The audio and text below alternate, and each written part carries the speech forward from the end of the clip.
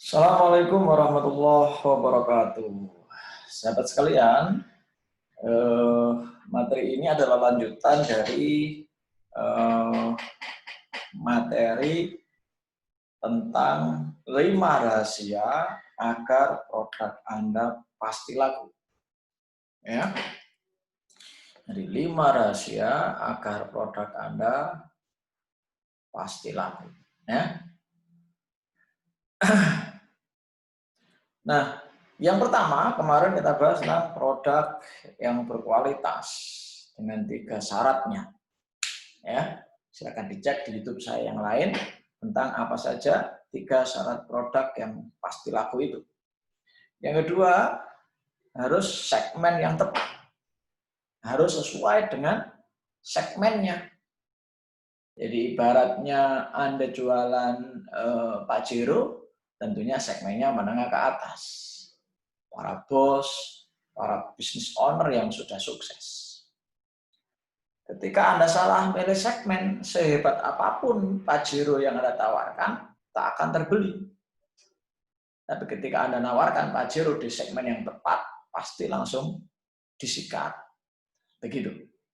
Nah, sekarang yang ketiga, kita bahas tentang bagaimana Anda sebagai seorang marketing harus membangun namanya figur otoritas yang kuat. Bagaimana seorang marketing atau seorang business owner harus membangun figur otoritas yang kuat. Personal branding yang kuat. Sehingga ketika Anda menawarkan produk ke orang lain langsung ambil produk itu.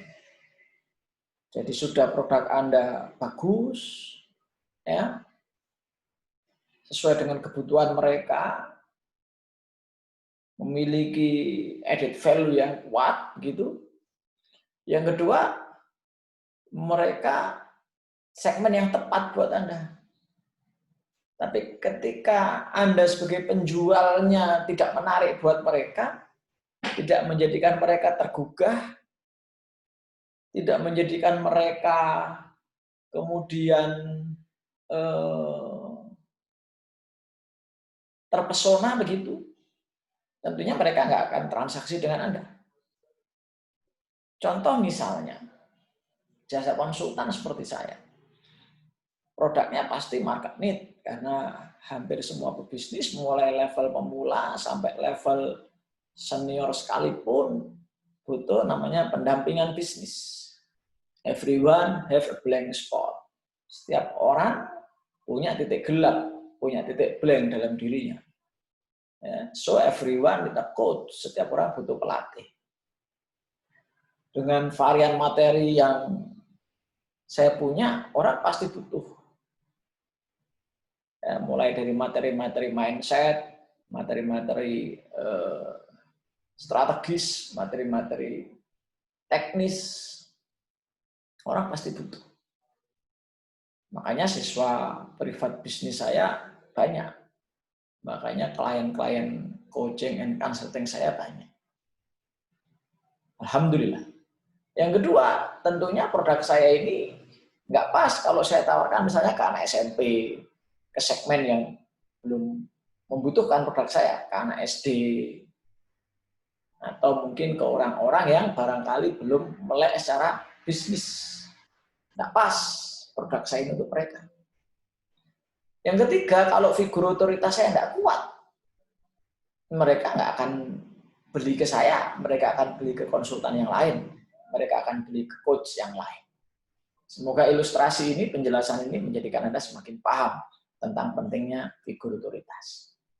Nah, bagaimana caranya kita membangun figur otoritas? Yang pertama, kuatkan keilmuan dan keahlian Anda. Dalam surat Al-Mujadalah ayat 11, Allah Subhanahu wa taala berfirman, "Yarfa'illahu alladziina aamanu minkum walladziina utul ilma darajat." Allah akan mengangkat derajat kita ketika kita menguatkan iman, menguatkan ilmu. Menguatkan iman, menguatkan ilmu. Maka hari demi hari Anda harus meningkatkan keahlian Anda. Kalau Anda penjual buku-buku Islam, maka Anda harus terus belajar konten buku-buku itu. Ya, ketika saya sebagai konsultan, saya harus hari demi hari belajar tentang ilmu-ilmu bisnis, karena saya konsultan bisnis. Selain konsultan bisnis, saya konsultan SDM, konsultan SOP, dan beberapa kebutuhan bisnis yang lain. Saya harus terus belajar itu. Ketika Anda mau menjual misalnya mobil, Anda harus paham betul seluk-beluk mobil mulai dari A sampai Z. Sehingga orang percaya bahwa Anda ini ahli di situ.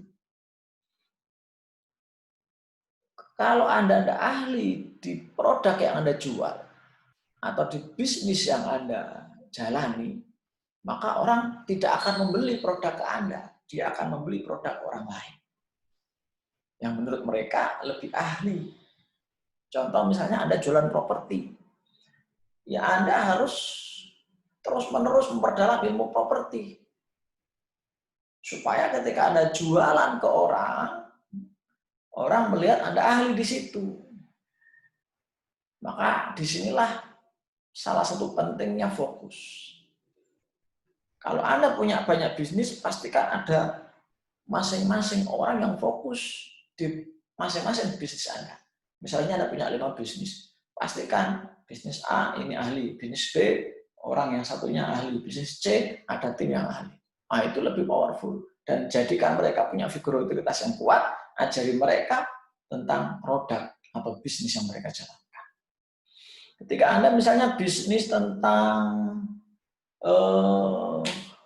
frozen food, nah, saya punya bisnis frozen food. Ya, saya punya tim yang hari demi hari belajar resep, ya kan, belajar masakan, hari demi hari belajar bagaimana kemudian membuat menu-menu yang keren dan berkualitas. Saya sendiri juga, karena saya juga seorang bisnis selain seorang konsultan, saya pun terus memperdalam ilmu-ilmu tentang frozen food. Sehingga ketika ada orang butuh frozen food, nama saya masuk di benak mereka. Figur otoritas saya diterima oleh mereka. Ingat, orang itu beli bukan hanya karena produknya, bukan hanya karena dia punya uang, tapi dia juga melihat siapa yang memiliki produk itu, siapa yang menjual produk itu. Nah, cara supaya Anda diakui personal branding Anda, corporate branding Anda, diakui figur otoritas Anda, maka salah satu caranya adalah Anda harus semakin ahli, semakin pintar, semakin hebat di bidang yang Anda jual, di bidang di mana Anda menjalankan bisnis itu. Ketika Anda misalnya menjual tentang roti misalnya, ya Anda harus ahli di situ. Sehingga orang trust kepada Anda. Anda menjual skincare atau kosmetik misalnya. Anda harus terus-menerus memperdalam ilmu Anda, keahlian Anda tentang skincare dan kosmetik. Sehingga orang respect, trust kepada Anda. Itu yang pertama untuk menaikkan figur otoritas. Yang kedua, bagaimana orang tahu Anda pintar, Anda hebat, Anda ahli, kalau Anda nggak pernah cerita. Anda nggak pernah sharing, Anda nggak pernah berbagi. Ingat, konsumen bukan dukun yang bisa menebak-nebak keahlian Anda, yang bisa menebak-nebak kepintaran Anda, yang bisa menebak-nebak keterampilan Anda. Maka Anda harus punya forum untuk sharing. Sharing melalui media sosial, ya, Facebook, YouTube, WA, Telegram, Instagram, dan sebagainya. Semakin sering Anda berbagi, semakin percaya calon konsumen kepada Anda. Semakin percaya konsumen kepada Anda, maka semakin mereka mudah untuk closing kepada Anda. Jadi jangan bernafsu untuk selling. Sharing dulu, selling kemudian. Karena aslinya sharing itu selling, tapi yang soft, namanya soft selling. Bapak Ibu yang dirahmati Allah. sharing itu sama dengan promosi. Sharing itu sebenarnya akan lebih dinikmati oleh calon konsumen daripada selling. Karena aslinya konsumen itu atau manusia itu atau orang itu tidak suka dijual. Tapi mereka suka beli. Nah, bagaimana menjembatani ini? Kita sendiri kalau sering ditawari dengan paksaan, kita menjauh. Begitu kita mendapatkan manfaat, ya, berupa ilmu-ilmu, berupa pengalaman-pengalaman, berupa layanan-layanan, maka hati kita akan terketuk untuk melakukan pembelian. Maka ada lagu kan yang keren itu, sentuhlah dia di hatinya, kan kau miliki dia selamanya. Jadi sentuh konsumen itu hatinya dengan apa? Dengan sharing, dengan berbagi. Jangan ada kesan Anda memburu-buru dia. Mancing itu Bapak Ibu, kasih umpan dulu kan. Kemudian begitu dimakan, nggak langsung ditarik. Diikuti dulu kemana arah ikan itu bergerak.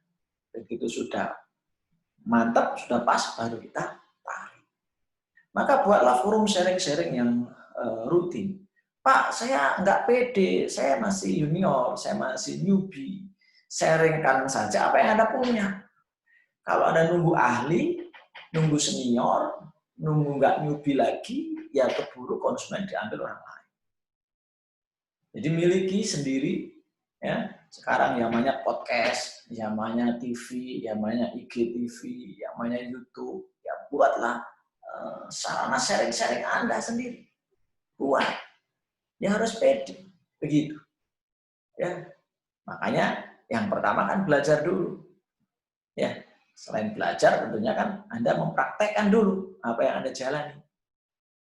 Nah, apa yang Anda jual, apa bisnis yang Anda tekuni. Sehingga Anda ahli, baru Anda sharing-sharing. Begitu kan? Nah, setelah sharing, yang ketiga adalah supaya cepat, supaya terjadi leverage, libatkan public figure. Ya, nggak bisa dipungkiri bahwa public figure adalah magnet.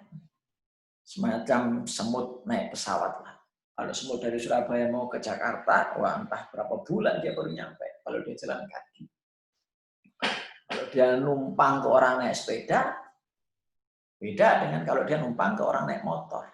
Beda lagi kalau dia numpang ke orang naik mobil. Beda lagi kalau dia numpang ke orang naik pesawat. Nah, seperti itu. Memang ada cost yang harus kita keluarkan ketika kita kerjasama dengan public figure. Dengan artis, tokoh masyarakat, ustadz, ya, tergantung produk Anda. Maka benar, kata para ahli, dengan siapa engkau berdekatan, seperti itulah nasib yang akan kau rasakan. Dengan siapa engkau berteman, dengan siapa engkau bergaul, dengan siapa engkau merapat, seperti itulah takdir yang akan kau dapat. Lebih kurang demikian. Penjual, maaf kalau kita dekat dengan penjual minyak wangi ikut wangi, kalau kita dekat dengan tukang las, ya akan kecipratan api. Maka mulai sekarang dekatkan diri Anda dengan public figure. Cari komunitas-komunitas di mana Anda bisa mendekat ke public figure. Cari orang-orang pinter, alim, public figure yang ahli, nah Anda mendekat ke mereka. Dengan prinsip yang apa yang bisa Anda berikan kepada mereka, apa yang bisa Anda bantu kepada mereka, apa yang bisa Anda support untuk mereka. Jangan dibalik. Apa yang akan Anda dapat dari mereka. Jangan. Orang-orang public figure, Anda harus memberi. Contoh misalnya, Malang strudel. Di Malang itu ada batu strudel, ada apel strudel, ada Java strudel, ada Malang strudel. Tapi yang pakai public figure, Malang strudel. Sampai sekarang yang bertahan dan besar, Malang strudel. Yang lain, ada tapi kecil dan cenderung redup. Andai Malang strudel tidak dengan Tengku Wisnu, belum tentu nasibnya seperti sekarang. Pak, itu ada Pak, oleh-oleh yang lain juga ada yang artis, tapi nggak sebesar Malang strudel misalnya. Ya, itu faktor yang lain yang kapan-kapan akan kita bahas. Kemudian suatu saat, salah satu klien kami, Bluter Cokro di Medion, itu ketika ada Jokowi kunjungan survei tol, maka mampir di rest area dan di situ dihidangkan oleh-oleh khas lokal Madiun. Ada pecel, ada brem, ada bluder, dan lain-lain. Waktu itu Pak Jokowi menikmati bluder dan beliau testimoni. Wah, sejak saat itu Cokro boom begitu. Ya, kalau Anda mau jadi resellernya silakan cari saja Cokro, bluder Cokro begitu. Atau bisa japri saya, nanti saya hubungkan ke manajer marketingnya. Top Cafe, Iwan Fals, dibanding kopi-kopi yang lain, Top Cafe terkenal banget. Padahal dia pendatang baru. Coba dia nggak pakai Iwan Fals, sementara dia pendatang baru. Tentunya lambat sekali. Mohon izin, Ustaz Zul Mansur, dulu saya kenalnya Ustaz Zul Mansur dari Agim. Buku-buku Ustaz Zul Mansur saya temukan di buku-bukunya manajemen Kolbu. Ustaz Zul Mansur pinter, alim. Tapi dengan membersamai yang Agim lebih cepat terkenal beliau. Dibanding kalau misalnya beliau dari bawah tanpa kemudian mendompleng ke publik figur. Mas Ipo Santoso sering gandeng Hermawan Kertajaya, sering gandeng Agim. Itu trik begitu. Itu trik. Beberapa teman trainer dekat-dekat sama Pak Tung Kesemwaringin. Itu salah satu cara supaya kita kemudian cepat terdongkrak figur otoritas kita, personal branding kita. Nah, bagaimana dengan Anda? Produk Anda, usahakan ada public figure, entah itu lokal, entah itu regional, entah itu nasional. Untuk mempercepat. Pak, kalau direct selling juga perlu itu. Sangat memungkinkan untuk itu. Supaya orang nggak ragu dengan produk Anda. Supaya orang trust dengan produk Anda. Ini ahli aja mau kok pakai produk saya, pakai produk ini. Ya kan? Saya punya klien misalnya rumah makan. Nah, itu setiap ada artis yang datang ke kota itu difoto, diajak foto. Panitianya dikasih makan gratis, bintang tamunya atau artisnya atau tokohnya dikasih makan gratis, kemudian diajak foto bersama. Nah, foto-foto itu diupload di dinding-dindingnya. Itu figur otoritas. Sudahkah Anda melakukannya? Kalau Anda jualan produk misalnya apa? Buku misalnya, atau produk apapun. Nah, toko-toko lokal atau toko-toko regional yang beli produk Anda diminta testimoninya atau mohon izin untuk foto. Mohon izin untuk kemudian dipublish. Ya. Nah, itu sangat penting untuk menaikkan figur otoritas. Mempercepat, ya, mempercepat. Supaya produk Anda cepat dikenal. Personal branding Anda, ya, corporate branding Anda atau figur otoritas Anda semakin dikenal dan semakin kuat. Nah, yang keempat, salah satu cara yang efektif juga untuk menaikkan figur otoritas adalah dengan media. Saya punya klien itu produknya diiklankan di TV. Itu orang trust-nya langsung naik. Karena di benak orang, produk yang lolos di TV itu produk yang bonafit. Karena persepsi orang bayar TV itu bayar mahal. Iklan di TV, masuk di TV itu bayar mahal. Nggak mungkin produk yang nggak bonafit yang bisa melakukan itu. Radio. Cari radio-radio yang berkelas. Gimana caranya Anda bisa ngiklan di situ, siaran di situ. Entah dengan cara barter atau dengan cara bayar. Sama dengan public figure tadi ini teman-teman. Anda bisa barter, bisa bayar. Bisa main persentase. Ya, banyak di luar sana ini dimainkan. Ya. Koran, walaupun hari ini koran offline kurang kuat, ya, tapi masih menarik di beberapa kota untuk kemudian koran offline. Koran online juga bagus. Anda bisa kerjasama dengan koran online, ya, untuk mengiklankan produk Anda, membranding produk Anda, menaikkan figur otoritas Anda, menaikkan persona atau corporate branding. Dan ada YouTube, teman-teman. Ada YouTube. YouTube ini menjadikan TV-TV nggak terlalu diminati. Tetap diminati, tapi nggak segencar dulu. Karena orang bisa punya channel TV sendiri sekarang di YouTube. Nah, Anda usahakan Anda memiliki itu dan Anda sebar kemana-mana. Bisnis saya alhamdulillah tersebar kemana-mana karena YouTube. Saya buat YouTube seperti saat ini. Saya sebar kemana-mana, orang jadi tahu. Dengan konten yang menarik, orang akan ringan tangan untuk share, untuk like, untuk komen, untuk subscribe. Sudah Anda dikenal, Anda dapat uang lagi dari YouTube ketika channel Anda di monet oleh YouTube.